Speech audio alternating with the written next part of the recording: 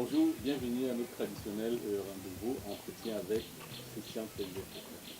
Il est homme politique et conseiller du président Paul Biya. Bonjour monsieur conseiller. Bonjour, Oui.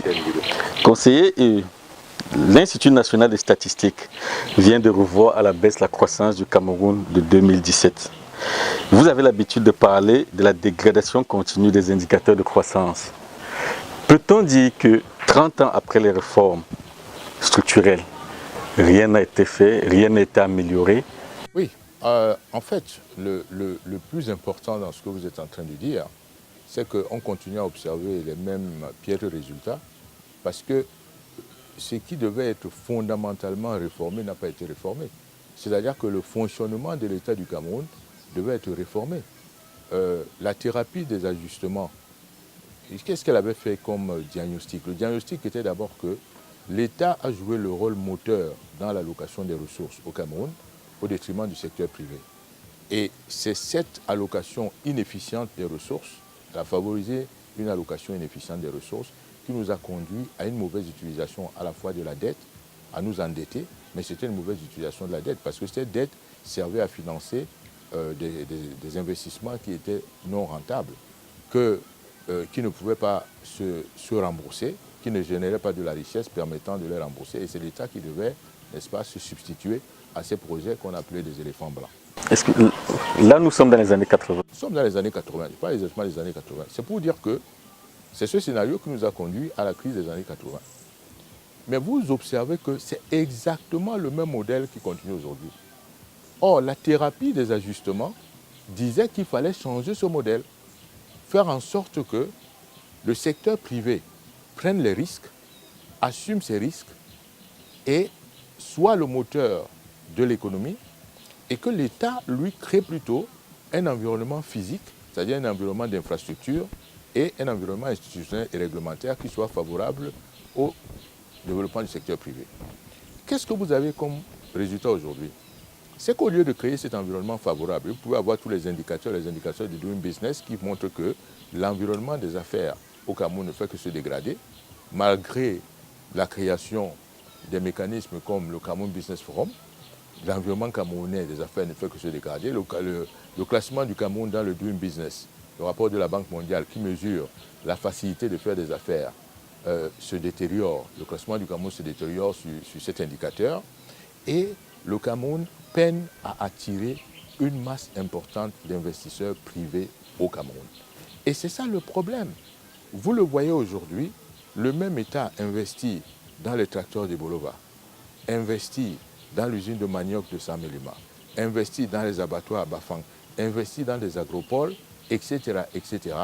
Autant d'investissements qui ne génèrent, n'est-ce pas, aucune richesse, qui sont des investissements improductifs, financés à partir de dettes improductives, et vous avez les mêmes problèmes.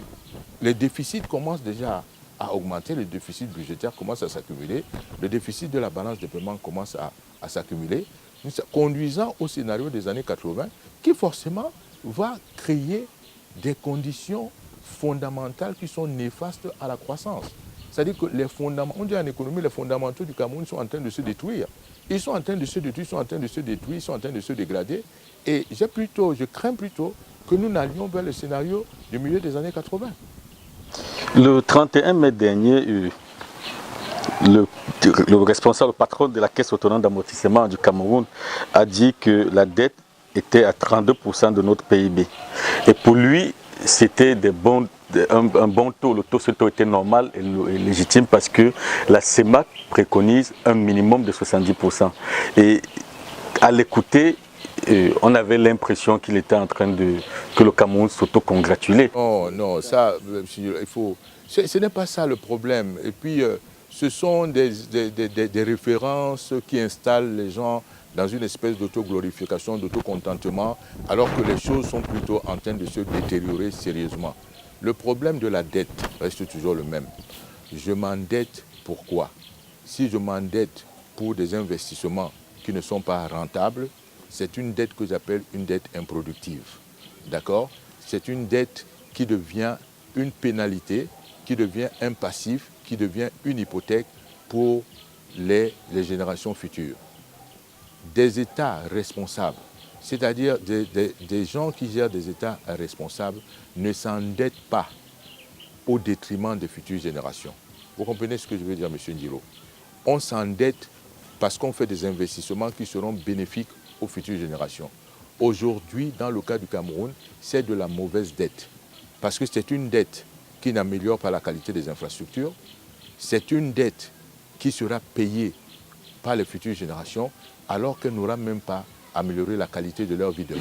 Est-ce qu'on ne peut pas parler d'amélioration des infrastructures? Quand on regarde par exemple au port de Douala, il y a les nouveaux, comment ils appellent ça, il y a le port qui vient d'installer les nouveaux portiques. On se rend compte que Camrail par exemple a acheté des nouveaux wagons. On se rend compte qu'il y a le nombre de kilomètres de routes bitumées a augmenté. Est-ce qu'on ne peut pas parler d'amélioration sur le plan des infrastructures? Aucun problème n'est résolu au Cameroun.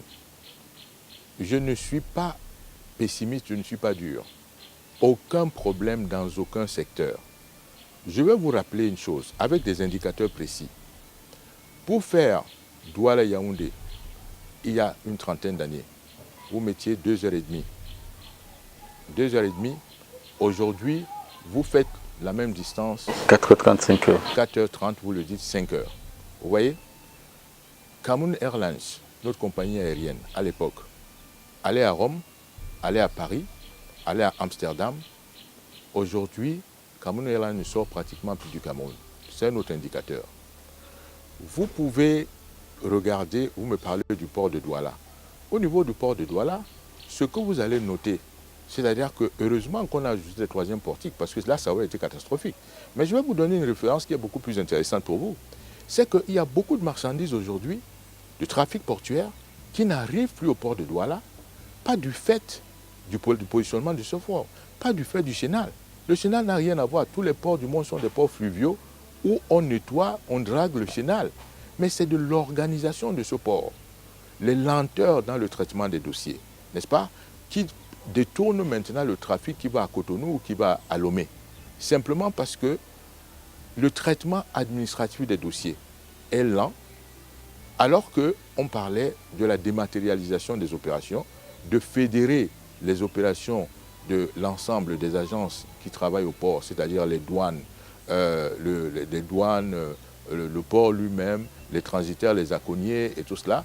Ces opérations devaient se faire à travers une plateforme électronique unique. Or, en raison du cloisonnement des gens, SGS fonctionne comme il veut, les douanes fonctionnent de leur côté, les ports fonctionnent de son côté. On n'a plus cette plateforme fédératrice électronique qui aurait dû avoir et faciliter les opérations portuaires. Ce qui fait que ce n'est pas juste c'est même pas une question physique, parce que, le chenal doit être nettoyé, mais même quand vous avez nettoyé le chenal, vous avez déjà vu quand vous sortez du port de Douala comment vous accostez la ville. Même les ouvrages d'accostage du port à partir de la ville n'ont pas été traités. Les entrepôts, vous voyez où sont les entrepôts. Donc, c'est toutes ces opérations mises ensemble. Il faut que, quand vous accostez le port de Douala, vous l'accostez à partir de la ville de Douala. Que les infrastructures routières qui accostent le port de Douala fonctionnent, soient des infrastructures appropriées, que celles qui accostent le port lui-même soient entretenues, mais que maintenant les entrepôts même permettent de pouvoir faire un certain nombre de choses. Or, tout ça n'est pas planifié, tout ça n'est pas organisé, que les opérations même de dématérialisation puissent se faire. C'est tout ça qui fait que ces indicateurs ne tiennent pas la route. Vous regardez les indicateurs de santé, les indicateurs d'éducation, vous allez voir que les indicateurs d'éducation et les indicateurs de santé du Cameroun sont pires que les indicateurs des pays qui ont une dotation naturelle bien moins importante que celle du Cameroun. C'est-à-dire, je parle du Mali, je parle du Burkina et ainsi de suite. Vous voyez ce que je veux dire? Vous avez un autre indicateur, c'est le taux de pauvreté. Le taux de pauvreté, vous savez, quand on faisait, je prends l'indicateur des objectifs du millénaire du développement.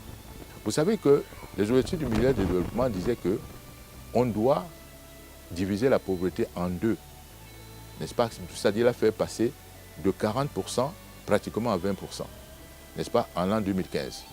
Nous sommes aujourd'hui en 2018, la pauvreté, le taux de pauvreté officiellement par l'INS à laquelle vous vous référez est pratiquement de 31%. C'est-à-dire on n'a pu passer que de 40% à 39%, on n'a pu enlever que 9 points, alors qu'on aurait dû enlever 20 points. Ça c'est un indicateur solide, il est là. Ce n'est pas moi qui l'invente, c'est l'INS. Vous voyez donc le taux de pauvreté est resté. Et vous voyez que l'incidence de pauvreté dans certaines régions, comme l'extrême nord, le nord, n'est-ce pas, est devenue beaucoup plus forte. Et ça n'a rien à voir avec le phénomène, par exemple, de la guerre de Boko Haram. C'est des indicateurs qui sont solides, vous comprenez? Et vous voyez que le revenu par habitant, qui est un autre indicateur, est un revenu qui stagne à moins de 1 500 $ par habitant. Et cela étonne tout le monde parce que au regard de l'immense potentiel du Cameroun, on ne comprend pas pourquoi le Cameroun piétine. On ne comprend pas pourquoi le Cameroun n'arrive pas à attirer suffisamment d'investissements. Mais là où vous allez voir le rôle encore de l'État, c'est lorsque vous vous rendez compte que les quelques infrastructures qu'on essaie de faire, il n'y a même pas de retombées locales importantes. Parce que le fait de ruissellement ne se fait pas au niveau du pays. Vous installez des choses, vous les installez comme les préfabriqués, vous les faites préfabriquer ailleurs, mais vous vous endettez pour faire les préfabriqués ailleurs et venir monter sur place. Et à ce moment-là, c'est le Cameroun qui perd. Et les coûts de ces infrastructures sont généralement le double de la moyenne. Et les coûts de ces infrastructures, là vous soutenez ce que la Banque mondiale vient d'affirmer, nous avions déjà affirmé dans une autre interview avec vous, qu'il y a un renchérissement permanent du coût des infrastructures parce qu'on ne recourt pas aux appels d'offres ouverts, qui permettraient de voir non seulement, n'est-ce pas, une variété de solutions techniques, mais qui permettraient également de mettre des gens en compétition. Tout ça, c'est des problèmes de gouvernance, M. Ndilo. C'est des problèmes de gouvernance qui... Mais je vous donne un exemple qui est le plus frappant.